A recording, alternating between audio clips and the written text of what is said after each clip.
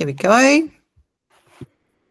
And I will share my screen so we can see what we're going to be talking about. Oh, something weird's popped up. What's companion? What's that? So I think you can have like two devices join. Oh, okay. And you don't get that feedback. My meet call is now on another window. Oh, there we go. Okay, can everyone see the slide deck? Sure can. Awesome. And I think I can even control it from here now. This is so cool. All right, Rach, do you want to get us started with our karakia? Certainly. Me karakia tātou. Whakataka te hau ki te uru, whakataka te hau ki te tonga, kia mākina kina ki uta, kia mātaratara ki tai. E hiaki ana te atakura, he tio, he hoka, he hauhu, ti hei mauri ora. Mauri ora. Thank you. Alrighty, so unsung heroes in Google. Feel free to jump in and ask questions. Sorry, I'm just looking at the window. My son's turned up, so I hope my husband stops him at the door. So unsung heroes. So I just thought I would jump in quickly with this one because this has been my unsung hero this term. Badges and slides. Give me an emotion or a reaction if you have used badges and slides. So I just found it recently in the little sidebar, and I knew that I could put photos in, I could look at other files, I could find some templates and things like that. But it has badges, and inside those badges, there's different kind of collections. And so if I want to give just like really quick feedback, I can jump in and just quickly throw one of those on the kids' work. You can change the color, you can change the text, you can even change the words, but the basis of what you want to put on there is already made for you. And there's a whole heap of them. Like we've started using them on our meeting minutes and things just by quickly adding likes to something if it's something that we think is a great idea and we want to come back to. There's lots of different ways that you can use them. But I just thought it was a great thing to share out if you haven't explored it, to have a look in Google Slides in that right-hand side panel. You do have to be using American language. So if you have got your drive settings to New Zealand English as your default, you won't see them. So you have to have the American language set to the default and then you'll see them. And I've tried them on some instruction docs with my kids, and they've said that they found the iconography, like the little images, a really good visual clue to help them understand some of the things that they have to do. So yeah, that was my first one to start with. Anybody got anything they want to add to using images or icons and slides? All right, we all good? All right. I'm excited about how I could amend them for meetings, Donna. I think I might get banned pretty quickly. Yeah. What I've done with a couple that I've amended is just save them in my Google Keep. And then my amended version sits in the Google Keep and I can just use it straight from there. But yeah, I've yet to let my kids into them because I can just see that would be a rabbit hole they'd never come back from. All right, so one of our lovely community people has popped in some information about managing versions in Drive. Who would like to take that one on? That's me, Donna. Thanks, Jeremy. Cool. Hey, team. I'm not sure how widely people are aware of this feature. I will show you a little quick live demo in a second because I can imagine people are probably looking at how do I see that from the slides. But basically, there is a feature within Drive that lets you update versions of what I would call static files. So things like PDFs, image files, and videos. So obviously, we have the ability to edit every other file type probably within an app within a Google Workspace. But people may or may not be aware that you can actually edit put new versions of those types of files in there. So I'll just present if that's okay, Donna. I've just got this little folder set up here. Cool. So basically, I'm in my Drive folder, and what I do is I'll start with any of them. So image, PDF, or video. So if I do a 2-finger click or a right click onto that file, and go down to File Information and then Manage Versions, it lets me go in here, and you can see that I've already updated this from a previous version. But if I go to Upload New Version, I can then select from my Drive or from my desktop or whatever it might be. And basically what it does is it swaps out the current version of whatever that file is with what I've updated this to be. So the classic test case with this for this would be you've shared a PDF out to people via Drive, and you realize there's a mistake, and you want to update it without sending an email saying, please disregard the first version, this is the correct version. You can actually upload it on the fly, and the first time that the person goes back into the file again, they'll just see the new version. The same goes for an image, the same goes for a video. One thing I'll often do with an image, for example, is, let's say, for example, you've got like a placeholder image embedded somewhere, and you're wanting to then, if you've gone and got some headshots of stuff or something, you can go and do the same thing with images. So instead of there just being that placeholder image file, whatever it might be, it replaces it with the new version. And the great thing about this is obviously each Drive file has its own unique URL, so you can retain that URL without breaking any links, just by updating, managing the version, uploading the new version. So that's something that people may or may not have come across before. I remember showing this in a demo slam, and there was some people on the call might understand the reference, but there was a certain director of a tech company who had never seen this before. So so it's something that you may or may not find useful, but it's certainly a feature that I imagine people may not have come across before. But the instructions are on the slides if you want to zoom in a million times to see what they are. It's all step by step you go through. But yeah. Jeremy, can you go back to previous versions like you can, obviously, in version history with docs? So just say, for example, I was creating the Epic logo for the cheese factory, and then I can go back into the previous versions and see the iterations and progression through nice and easy. So here, for example, it gives you the ability to there's no revert to version, but what you could do is just go find the original version and just re-upload it as the new version. And you can also download from whichever so it's like, for example, there's the version 1, I can download that and then just do that same process again. So that works: PDFs, videos, and images. Hopefully that's useful. That is so cool, Jeremy. Does that work the same if I have a file, if I have a PDF, and I upload one with exactly the same name into exactly the same folder, and it says, do you want to replace the current version? And if I say yes, replace, is it doing the same thing? I think I haven't tested that exact use case, but my understanding of how the function works, it will still list it as a new iteration of the same file. I just remember too. I imagine it'll work the same for an audio file too. I haven't done that, but those are the types of like, for example, I made a video today using vids out of slides, and I realized that there was an image in the slide deck that maybe the person who the video was for doesn't want, so I'm just going to very easily go and edit that part out and just replace it, and then that way they've still got the same thing. So cool, that's me. Cool, thanks, Jeremy. That is so helpful, especially, like you say, to save all those emails going, hey team, sorry about that get lost and no one reads them, and really cool.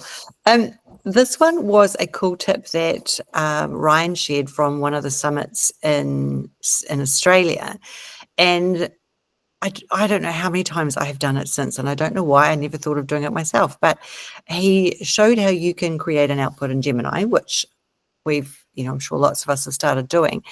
But then when you get to a point where you want to edit it on a more of a granular level, the next instruction was just open in Canvas. And so it just took the output that had been created in Gemini, and you can see on the right there, opened it in the Canvas view. And then you had a whole lot of different ways that you could go in and edit it, either just in parts, you could just delete words and put words in there. without having to take it out to a doc. You could change it within Canvas. And I don't know if anyone else noticed that originally Gemini had where you could highlight just part of the language and do make it shorter, make it longer, make it more professional. And those tools reappeared in the side of that in Canvas. So just being able to, open up one of those Gemini outputs in Canvas and then continue to work on it in a much more granular, much more effective way has been a super time saver for me. So I just thought I would share that. Has anyone else used Gemini, like just straight Gemini and then into Canvas in a way that they want to share?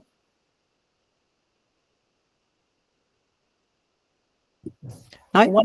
One of the ways I've done it, Donna, is then use that create tool in the top right-hand corner to create either an infographic or an audio based on that information. So it's a nice, quick and easy way of doing that as well. Yeah, thanks, Rach. Yeah, and definitely for lesson plans, it's really helpful, Michael. Alrighty, PDF downloads confetti, jazzing up gem interactives. Who's taking this one?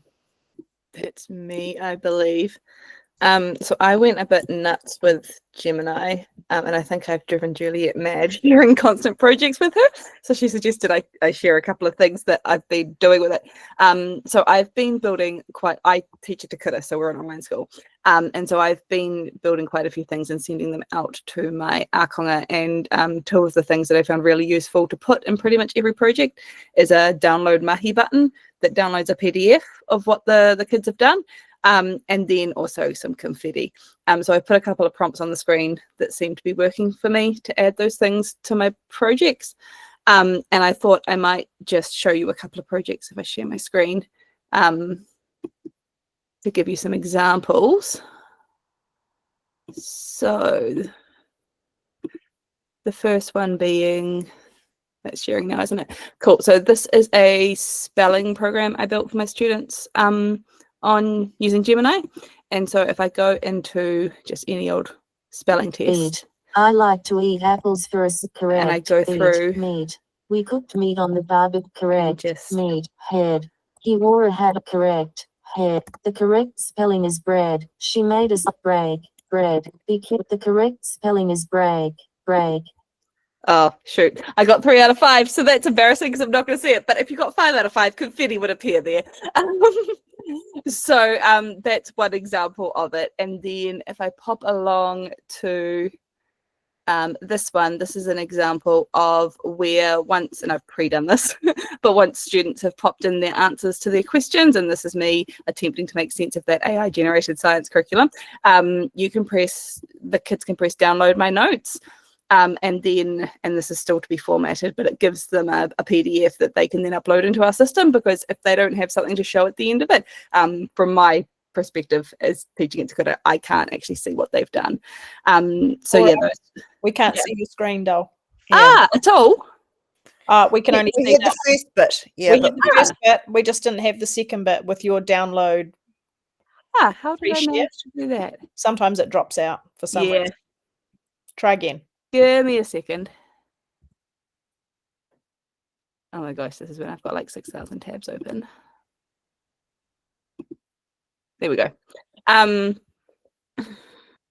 Cool. There we go. Yep. So yeah, this was me making sense of the science curriculum. And once students have answered the questions in the text boxes, they can click download my notes. And then they've got a PDF, which you're probably not going to be able to see, but a download of the answers to the questions that they can then upload into our system, which is invaluable for us. So yeah, that was just 2 things that I was adding to some of my Gemini builds, some of my sites. So Laura, are you creating those in Gemini and then hosting them in Google Sites? I am, yeah.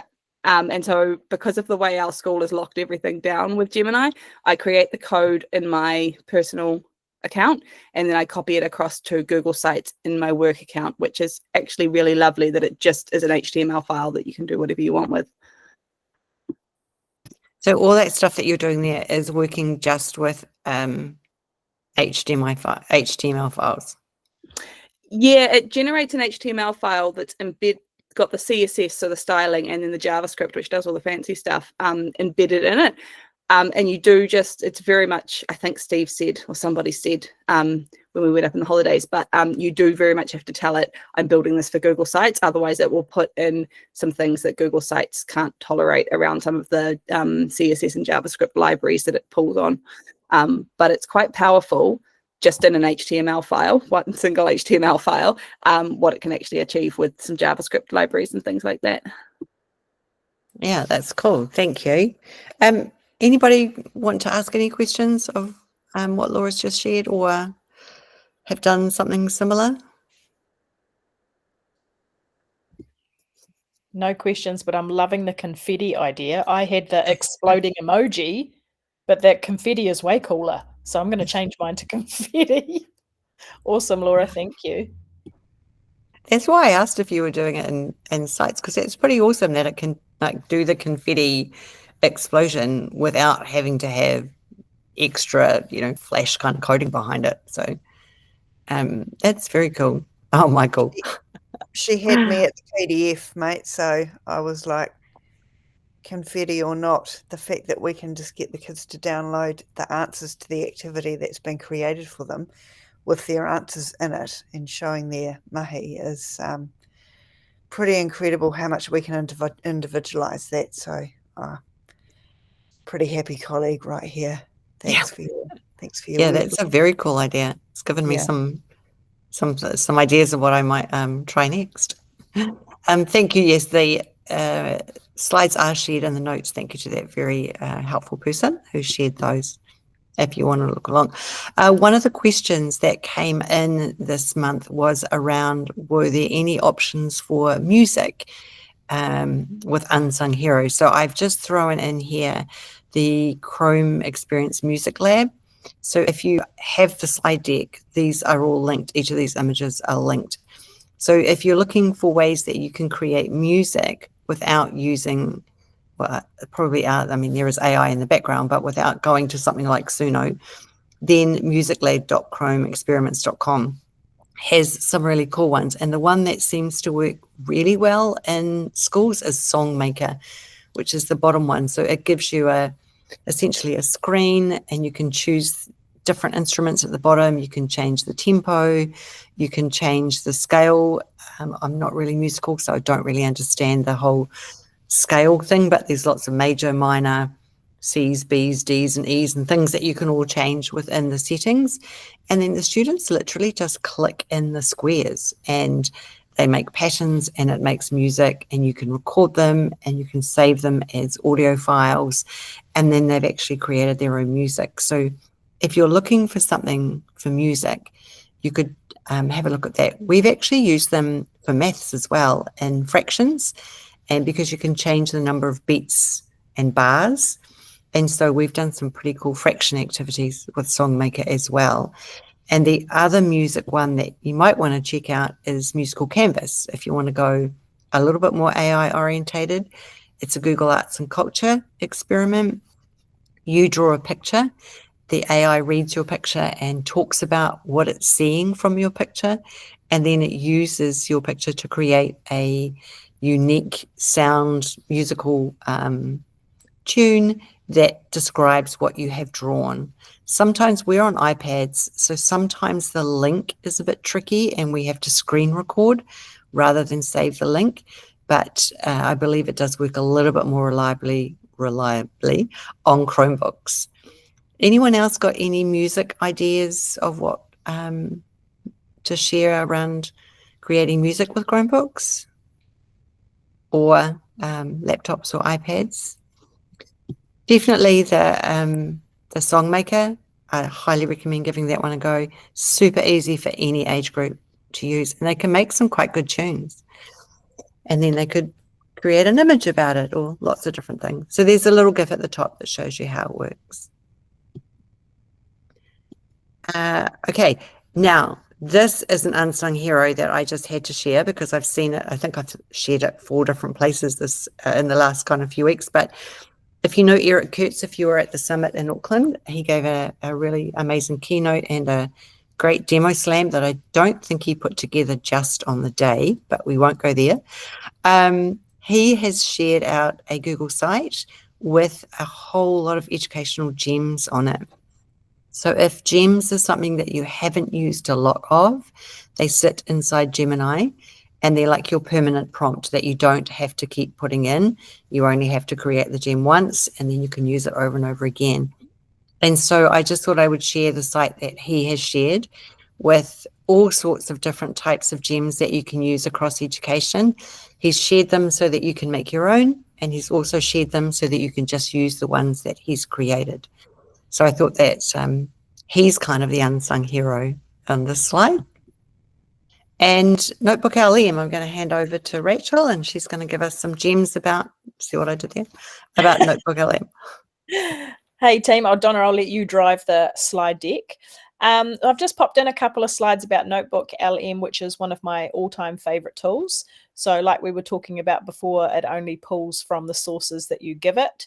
And you can pretty much put in a whole, I mean, so many different sources. So Google Docs, slides, any file that you have on your computer already, including audio, PDFs, websites, YouTube, anything. One of my all-time favorites that people seem to gloss over is the Discover Sources. So if you're doing a particular subject or a topic or anything and you don't really think you have enough sources of your own, you can click on Discover Sources, do a wee search for what you're looking for, and then you can actually pick and choose which ones you want to upload into your notebook. So for example, if you are searching for something about Aotearoa New Zealand histories and you're being specific, let's say it's Parihaka, and they pop up a Wikipedia reference, and you know that Wikipedia is not going to be legit, you don't have to upload that source at all. So you can just put ticks in boxes and choose which ones you would like. Let's go to the next slide, Donna. Okay, so here's one of my examples. So at the Google Summit, oh, I feel like it was so long ago, but it probably wasn't. I did a presentation that sort of combined Notebook LM and Gemini, but I'm just showing you the Notebook LM side of it. So what I did over on the left-hand side there in the yellow box is where all of your sources will appear, the ones that you upload.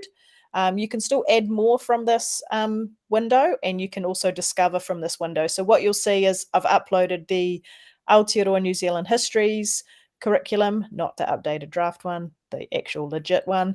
Te Mātaiaho English and Maths, not the new revisited, refreshed version of the original version. The legit ones. And then I also uploaded the actual novel of The Bone Ticky, which is one of my favorite novels to read to year 5, 6, 7, 8s, including a lot of Aotearoa New Zealand histories. In the middle there is your chat prompt and responses. So down the bottom, you can see that you can type in any prompt that you would like. It also gives you a whole lot of suggested questions. And then in the middle, what it's done, it's just given me a really quick overview of those 4 sources that I've collected on the left. If I want to engage and ask a question on just one of those sources, let's just say I want to ask a specific question, but I only want it to pull from the novel, I just take the ticks out of the other 3 boxes on the left. On the right-hand side is where you can do all of the creations. So you'll see sort of at the bottom, you'll see Bone Ticky and then there's kind of a little voice note to the left. That is the audio that I've already produced by clicking Audio Overview. Then underneath it says Māori Lexicon of the Bone Ticky. So what I asked it to pull out was every real Māori word within the novel. So then I could create a glossary for my students. So we could learn kupu Māori as well as everything else that's going on in the amazing novel. And then the next one down, the geographies of Aotearoa. So I asked it to pull all of the place names and the places that the main character visited throughout the book, because one of the activities was going to be tracing the characters and their journey across Aotearoa and finding out about the history and the landmarks and everything about that place that was visited. Yeah, so on the right-hand side, you can do a video overview, you can do mind maps, reports, flashcards, and quizzes. What reports is on the next slide, please, Donna. I think it's on the next slide. Fingers crossed. Yes, it is. So when you click reports, what pops up now is a whole lot of pre-done sort of reports, and then there's some suggestions as well. So you can create your own. So you can ask it what specific style, structure, tone, etc. that you want, whether you want to report on all of those sources or just the novel itself, a study guide, blog posts, and then there's some suggested ones there too, based on the novel, whether it's a case study, character, dossier is a fancy word, or a plot summary. So those are some of the really amazing things that you can do in Notebook LM just from uploading your own sources. And it's one of my all-time favorite tools that I play a lot with. And then on the next slide, what I have done is I have given you a copy of this shared notebook that has got all of, you can also share notebooks with your colleagues, which is really amazing. So you could be planning collaboratively instead of in silos, work smarter, not harder, and share notebooks together, create your resources in there so everyone's got the same stuff. So feel free to have a look at my shared notebook of the Bone Ticky, go through and have a look at all the things that are created in there. And if you have any questions, feel free to holler at me. That was, I feel like I was talking a million miles an hour, but I was trying to tell you lots. Kia ora. That's awesome, Rachel. Thank you. How long has reports been in there? There was an overview report, but now they've broken it down into a whole lot of different kinds. So Right. that has been there for, when was the summit? I can't even remember. The holidays? Months ago. Yeah. Yeah. So been there for about a month-ish. Yeah. Cool. And that's in any version or just the paid version, like the upgrade version? That's a good, I think I actually did that in my personal Gmail, so it must be in every version, I would say. Yeah. Cool. Sorry for the tough questions.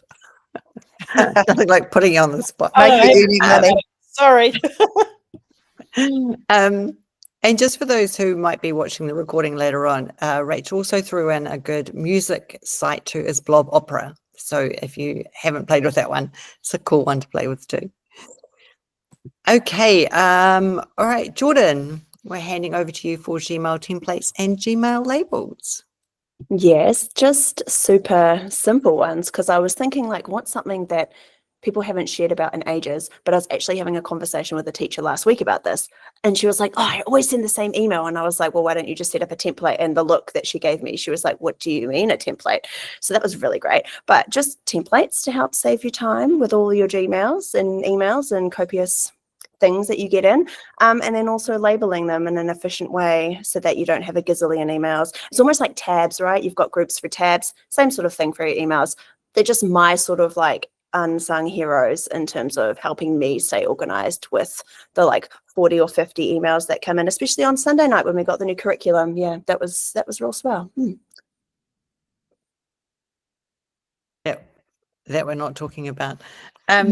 Yeah, I agree. Especially Gmail labels, it's such a good way to kind of remove the email from your inbox, but still have it accessible and help reduce that overwhelm of just having so many emails there. I find it a really good way to just organize that. Yeah, really good tips. Thank you, Jordan. Are those, I have to ask, are those all your labels on the right-hand side? Yes, the I green. tried to keep it like minimal. I don't like a lot, but you can see there in that one that's got 2,678 unread emails, but they're all like out of the way, so I don't actually see that. Yeah, which is actually, that's a really another really good tip, is that you can create a filter and send them straight to your label and completely bypass your inbox, which is another really good email management Another tip. perfect one. I do that with things Yeah. like my payslip, so like it just comes and goes, mate. So it's already gone. Yeah, but like the money just comes in and goes out. Yeah. Jordan, what's in the Awesome. Yes Choose Me folder label? That's the question on everybody's lips, Carla. I was doing some UGC content creation, and that was where I sent all the emails for people who replied back saying, yes, choose me, rather than opening them. I just sent them to the label, just like the secret project. That's where all the emails under the secret project reply just went to. It's just so that I know where they're in with the labels. I thought you were like making the label like animate and it was going to be like, entertaining your life. I was intrigued. No, that's just literally the name of it. Like the yes, choose me. And in all the emails I send out, I start with yes, choose me, so that I know what I'm talking about. It's good that we've all got our own great ways of organizing our emails, isn't it? 100%. Okay, so those are all our unsung hero tips. We did have one question. We have nothing but one, but it was about class tools and wanting to know more about class tools. But I don't have a managed Chromebook, and I'm not working with students with managed Chromebooks. So is there anybody who is in a scenario, Jeremy What tools Ferguson, not looking at you, in the classroom? the new class tools feature where you have to be on a managed Chromebook. Your kids Yeah, have to be on managed Chromebooks, and you're on a Chromebook. I thought of you, Jeremy. Is there any advice that you could give around class I had to tools? play with it, but because I haven't enrolled my own device into the domain, I've just got it just using my school account. It doesn't work fully, so it's Steve's gonna watch this. It's a great option for if your school has some staff using Chromebooks that have been enterprise enrolled onto the domain, just like the kids ones have. I might have a play with just grabbing an old junker student device and setting it up. But yeah, it's a good option to look at if you're looking for a management tool, and also something to facilitate like guided learning with kids, where it's like instead of them having to click, you just sort of take them through it. But yeah, it does necessitate both the student devices and the teacher devices being enterprise enrolled in order to make it work. So that's where it may be a stumbling block for some. But yeah. And they have to be Chromebooks, don't they? So the teacher has to have a Chromebook, has to be on Correct, a Chromebook yeah. too. It has to be running Chrome OS. So it could be like, yeah, if you've got a Chrome OS Flex device, it could work that way as well. But yeah, it has to have Chrome OS running on it. Yeah. Awesome. Yeah, so if you were the person that wanted to know some more about class tools, hopefully that's pointed you in the right direction. And if you want to know more, ask Steve. He will be able to fill you in. Now, Steve is in Australia on a roadmap session, and he was going to jump in and give us the updates, but I'm wondering if maybe his roadmap, he's still on the road, maybe, and hasn't reached his point in the map where he can join us. So does anyone know of any amazing updates that have happened? We can do our own Google updates. We won't make things up. We wouldn't do that. But we could do Google Updates 101. Anyone come across any cool Google updates in the last month? I actually saw one really cool one today and actually worked, which I was even, like, I just sat there gobsmacked, and I was actually working in an office and the woman next to me wondered what I was doing. So I created in Google Slides with the Gemini panel down the side. It said, do you want to create a slide about this? And I went, yeah, sure, this will be good. And so I said, yep, make me a Google slide. I want this information on it. And it actually made the Google slide, put it into my slide deck with the information that I had asked for, and added an image to it.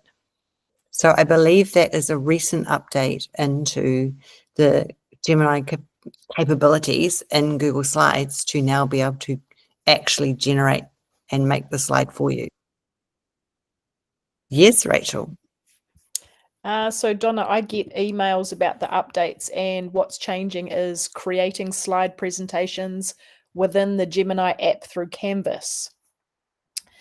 So that is coming, and the gradual rollout is starting now, and it should be completed by the 12th of November. So you basically go into Gemini, you ask it to create you a presentation on whatever it is that you are wanting. Then you'll be able to export the presentation from the Gemini app directly into Google Slides.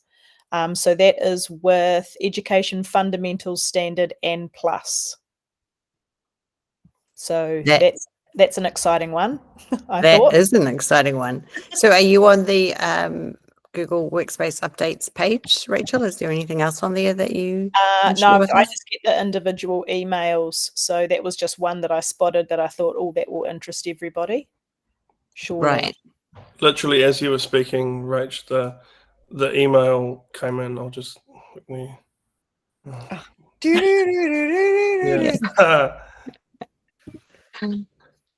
They really are listening to us. Awesome. Thanks, Jeremy. We're not judging your labels, by the way, at all.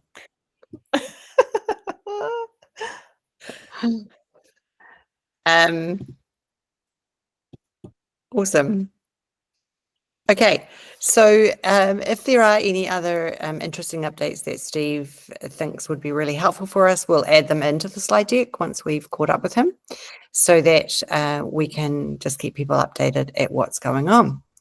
Look at that. We have come in just over a half hour, which was always empty.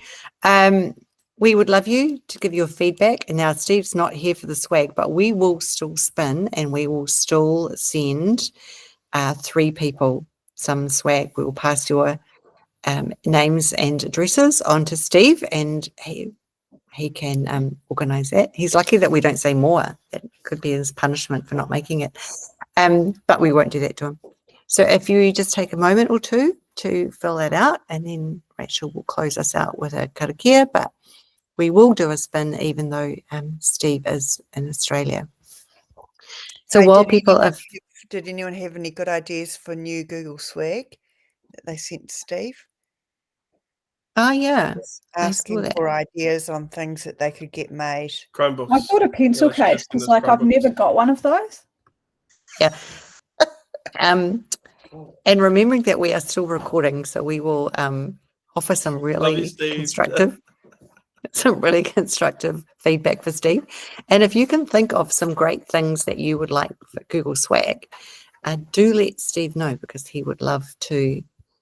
That that dongle holder thing was quite handy, you know, the black one with all the... Yeah, it was. We currently have 1 reply, and so currently we're giving away 1 piece of swag. We have a few people on the call. Oh, okay. Yep, so we'll just wait a few more minutes for people to and it's Donna's birthday tomorrow. to put their name in, put their feedback in. Stitch up. We heard that, Donna. I don't even know why Yeah. you can hear them, because I'm using my AirPods. I don't know what's happening there. All right. Videos on Gemini too. That's new. Michael's asking. Michael, you should have come off mute. You've got some great ideas here. No, just recently, because I was making some industrial action videos on Gemini for the strike from last week, and that's just new to make videos. I thought with Gemini, I haven't seen that before. Yeah, so you basically say create video, and it creates a video, just like at the bottom. What else did I say? Yeah, I don't know how long the gems and notebook LMs have been added to Google Classroom. That might be more than a month ago, though. Yeah. Yeah, I think even just creating gems and sharing them within your domain is quite a good one for people to just kind of get used to. And but Michael, you might know, if you share a gem that has something attached, like a PDF or something attached, have you tried sharing that with someone? Yeah, it's embedded in the gem, so it should work. So it should work? Yeah, Okay. it's all part of the gem. All part of the gem. Comes along for the ride. Cool, we'll give that a go. All right, how many names are we at now? Oh, look, we've got more than 3. So we can spin the wheel. All right. Oh, lucky we've just got a couple more that snuck in. Okay. I will paste the names in, and then I won't share my screen because people may not want to see the names. You guys can't see my screen, can you? No. No. All right. So I am going to, we have got 2, 4, 6, 8 names in there. So we'll do 3 spins. Can somebody record the winners for us? And the first winner is Laura. So you are our first winner. Well done, Laura. Congratulations. And thank you for sharing. It's well deserved. All right. Next winner, spinner, is Renee. Cool. Somebody Thank you, Renee. It's great to have you here. And our last one is Amy. Awesome. Those three are our winners. Congratulations, you three. Okay. And before I forget, Rachel is going to close us with a karakia, and then I will stop the recording, and Jordan, we can talk about whether we got those things from the summit. Rachel. Kia ora, Donna. Me karakia tātou. Kia whakairia te tapu, kia wātia ai te ara, kia turuki whakataha ai, kia turuki whakataha ai. Humie, huie, tai kie. Thanks, team. So I am going to stop the recording. Stop recording.